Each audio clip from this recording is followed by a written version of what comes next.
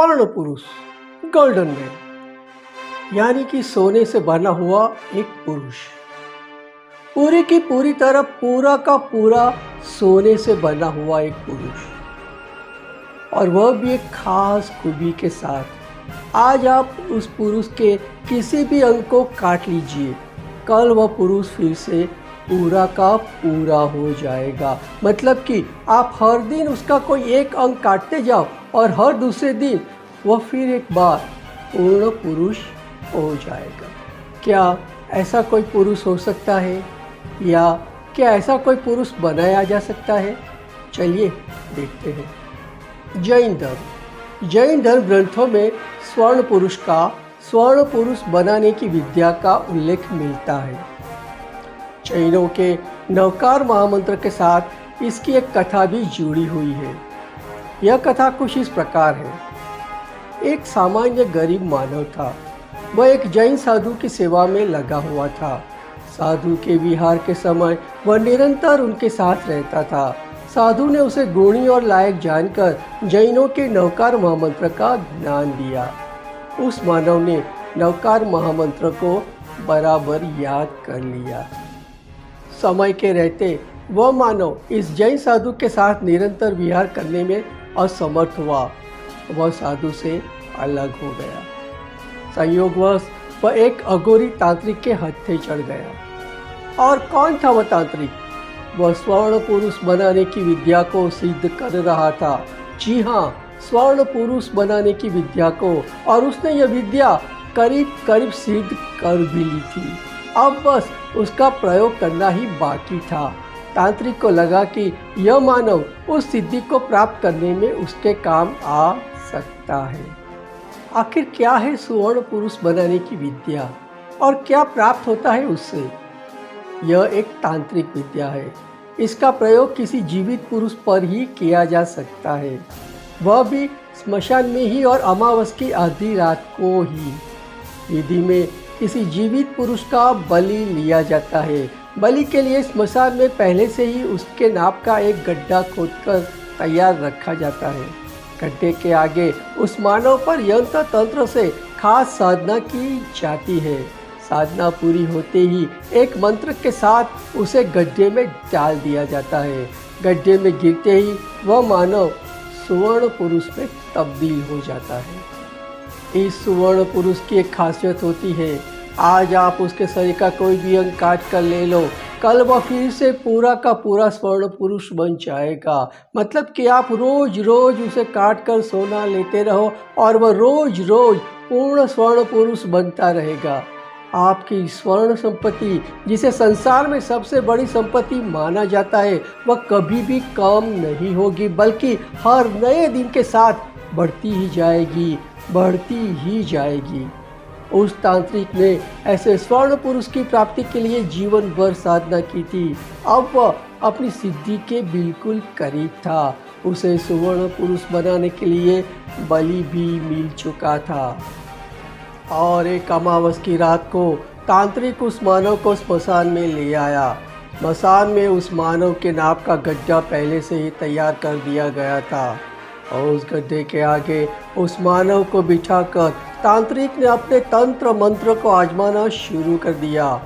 विधि के बारे में उसने उस गरीब को यही समझाया कि यह एक तांत्रिक विद्या है, जिससे तांत्रिक के साथ कुछ उसे भी बहुत बड़ा लाभ होगा।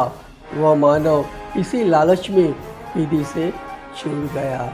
लेकिन जैसे जैसे वह तांत्रिक अपनी विधि करता गया और जिस तरह से वह मंत्र तंत्र बोलता गया, उसे देखकर उस मानव को शक होने लगा। वह मन ही मन डरने लगा। विधि के दौरान तांत्रिक का रूप भी धीरे धीरे डरावना होता जा रहा था। डर के बीच उसे वह जैन साधु याद आए। उनका दिया हुआ नवकार महामंत्र भी याद आया। वह मन ही मन नवकार महामंत्र के जाप करने लगा। वो मानव इस समय बड़ी आपत्ति में था। आपत्ति में कोई भी मानव जब कोई जाप करता है तो वह पूरे मन से करता है और पूरी श्रद्धा के साथ करता है। यहाँ भी वही हुआ। वह मानव मन ही मन पूरी श्रद्धा और पूरी लगन से नवकार महामंत्र के जाप करने लगा उस जाप का असर दिखाई दिया। अघोरी के तंत्र मंत्र में अवरोध आने लगा। उसने आसपास देखा, फिर उस मानव की तरफ देखा। किसी आशंका के साथ उसने पूछा, तुम मन में किसी महाप्रभु के किसी महामंत्र के जाप कर रहे हो? मानव बोला, नहीं तो गुरुदेव। तो फिर मेरे मंत्र तंत्र में दखल कहाँ से पहुंच रहा है? मुझे क्या पता, उस मानव ने कहा। लेकिन वह समझ गया कि नवकार महामंत्र के जाप अपना पूरा प्रभाव दिखा रहे हैं। उसकी श्रद्धा और भी बढ़ गई। वह मन ही मन और भी जोर से जाप करने लगा और तांत्रिक की विधि में बार बार अवरोध आने लगा। वह अब तिल मिलाया। करीब करीब चीखते हुए उसने उस मानव से पूछा, तुम किसके जाप कर रहे हो? कोई बहुत बड़े जाप है जो मेरी विद्या को आगे नहीं बढ़ने दे रहे हैं। बंद करो ये जाप। जी, उस मानव ने कहा तो सही, लेकिन अब यह तय था कि वह अपने जाप किसी भी कीमत पर रोकने वाला नहीं था। तांत्रिक अपने पूरे जोर और जोश के साथ अपनी तांत्रिक मांत्रिक विद्या आजमाने लगा। वह किसी भी हाल में आज सुवर्ण पुरुष को हासिल करना चाहता था और उसके लिए जो भी करना पड़े वह करने के लिए पूरी तरह तैयार था। वह अपनी अब तक की साधना का पूरा जोर लगाकर स्वर्ण पुरुष को सिद्ध करने की विधि में लग गया। इस विधि के प्रताप से उसका स्वरूप और भी विकराल और डरावना होने लगा। वह जैसे किसी यमदूत की तरह दिखने लगा। उस मानव ने यह देखा, वह भागने के लिए उठ खड़ा हुआ, लेकिन वह तांत्रिक अब उसे किसी भी हाल में छोड़ने वाला नहीं था। उसने उस मानव को बराबर पकड़कर रखा और अपने मंत्र की गति को और भी तेज कर दी। वह मानव भी डर का मारा मन में नवकार मंत्र का जाप जोर जोर से करने लगा। अमावस की आधी रात में स्मशान के सन्नाटे के बीच इन दोनों के मंत्रों के जाप एक अजीब सा वातावरण बनाने लगे। तांत्रिक की विधि पूरी हुई। अब उस मानव का बलि देकर उसे गड्ढे में डाल देना ही बाकी था। तांत्रिक ने खड़ग तैयार ही रखा था। उसने हाथ में खड़ग उठा लिया। उसने स्वर्ण पुरुष को सिद्ध करने का अंतिम मंत्र बोल दिया। अब बस बलि की विधि को अंजाम देना था। तांत्रिक ने खड़ग चला दिया। वह मानव समझ गया कि अब वह मरने वाला ही है। उसने अपने जीवन का अंतिम नवकार महामंत्र पूरी श्रद्धा के साथ बोलना शुरू किया। तांत्रिक का खड़ग उसके गले तक आ गया और तभी शासन देव प्रकट हुए। उनके हाथ की एक ही हरकत पर उस तांत्रिक का खड़ग खुद उस पर ही चल गया। बलि लेने वाला खुद बलि बनकर उस गड्ढे में जा गिरा जो उसने किसी और के लिए बना कर रखा था। और क्योंकि विधि पूरी हो चुकी थी और बलि का ही गड्ढे में गिरना बाकी था, तो उस तांत्रिक का शरीर गड्ढे में गिरते ही एक स्वर्ण पुरुष में बदल गया। उस श्रद्धालु मानव ने अपनी आंखें खोली। उसे अपने सामने खड़े शासन देव दिखाई दिए। उसने पूरी श्रद्धा से उनको वंदन किए। उसकी नज़र गड्ढे की ओर गई। उसमें एक स्वर्ण पुरुष दिखाई दिया। शासन देव ने कहा, वह तांत्रिक का शरीर है जो स्वर्ण पुरुष बन गया है। वह स्वर्ण पुरुष अब तुम्हारी संपत्ति है। मेरी सही संपत्ति तो मेरा नवकार महामंत्र है देव, और यह स्वर्ण पुरुष उस मंत्र की श्रद्धा से प्राप्त किया गया उपहार है, यही समझ लो। उस मानव ने स्वर्ण पुरुष का स्वीकार किया। वह एक सच्चा जैन श्रावक बन गया। स्वर्ण पुरुष का उसे जो लाभ मिला उसका उपयोग उसने साधर्मिक भक्ति के लिए किया। तो दोस्तों, यह है स्वर्ण पुरुष के बारे में कथा।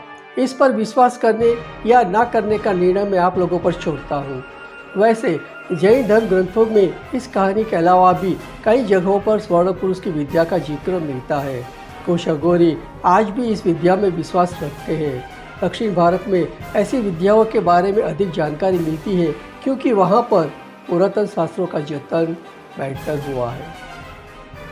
मेरी अपनी बात करूँ तो मैंने ऐसी बातों पर अभ्यास के बाद विश्वास किया है। अभ्यास के बाद मैंने इस पर एक उपन्यास भी लिखा है। मेरे ज्योतिष शास्त्र के ज्ञान के साथ इस ज्ञान को मिलाकर मैंने एक सस्पेंस थ्रिलर भी लिखा है।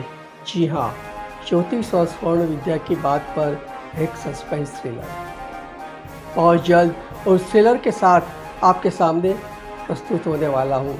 तब तक के लिए जय हिंद। अरे भागिए मत, चलो इस वीडियो को लाइक तो करते जाइए और ये मत कहना कि आपने अब तक मेरे चैनल को सब्सक्राइब नहीं किया, और अगर नहीं किया है तो अभी का अभी कर लीजिए। Thank you for watching the video, keep watching. मिलते हैं बहुत जल्द नए वीडियो के साथ, तब तक के लिए जय हिंद।